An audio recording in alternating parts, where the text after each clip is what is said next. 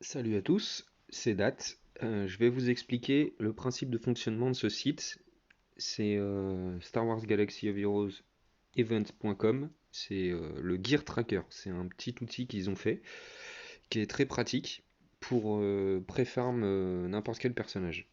Ça liste complètement tous les gears du personnage, le nombre, et on peut y noter tout ce qu'on a actuellement sur le compte.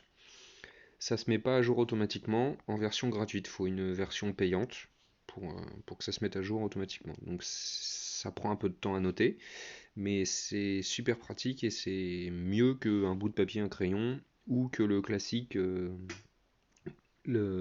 profil Galaxy of Heroes.gg. Donc, le premier truc à faire, c'est d'aller sur le site, ça c'est déjà la base, et de se loguer en haut à droite, là, moi je suis déjà logué, avec une adresse mail Google. C'est pas nécessaire que ça soit l'adresse du compte, puisque de toute façon, là, c'est la version gratuite, donc il n'y a pas de lien. Le code allié, c'est pareil, ça doit être nécessaire que quand on a la version premium, qui est assez chère. 10 € par mois quand même. Il y a d'autres outils, mais c'est assez cher. Donc, euh, voilà, le principe, c'est qu'on choisit un personnage. Donc moi, j'ai mis Jedi Luke. Et les niveaux de gear qu'on veut faire. Donc là, comme moi je ne l'ai pas débloqué, je les ai tous mis. Et ça nous liste tout, tous les objets qu'il va avoir besoin avec sa quantité. Donc première colonne, c'est l'image, le nom. La deuxième colonne, c'est ce qu'il demande. Et la troisième colonne, la deuxième colonne, pardon, c'est ce qu'il a besoin. Là, needed. Owned, c'est ce qu'on possède. Donc là, c'est vierge puisque je ne l'ai pas rempli. Plus bas, c'est rempli parce que c'est les anciens comptages que j'avais fait pour SLK. Donc il y a vraiment tous les objets.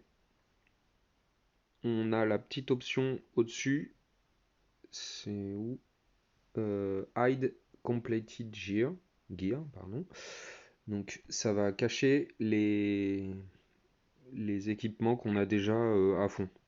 Ça facilite la lecture de la liste. Et la toute dernière colonne, c'est ce que ça nous coûterait si on achetait tout en cristaux, get, jetons de grande arène ou j'ai vu plus bas, jetons de boutique d'éclat. Donc voilà, si on veut y aller en boutique, si on n'achète que là-dedans. Donc on va prendre l'exemple du premier, je vais en faire un seul, ça suffit pour comprendre. Injector, on clique une fois dessus. Je suis sur téléphone, hein, ça marche sur PC, il suffit de passer la souris dessus, mais sur téléphone, on clique une fois dessus. Donc ça nous met les nœuds là où il est. Donc là, bataille côté lumineux 8H. Je vais dans le jeu. Bataille côté lumineux. En normal. 8H. J'en ai 29.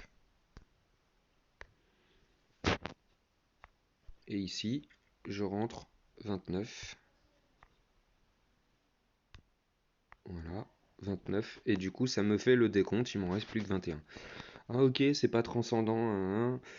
C'est pas transcendant, mais c'est quand même beaucoup plus pratique que le site basique qu'on utilisait avant, ou un papier, un crayon, ou attendre d'avoir débloqué le personnage et d'être surpris par les équipements qu'il demande. Et ça nous permet de pouvoir dépenser sur d'autres personnages des équipements. Voilà, j'espère que ça vous a aidé. A plus.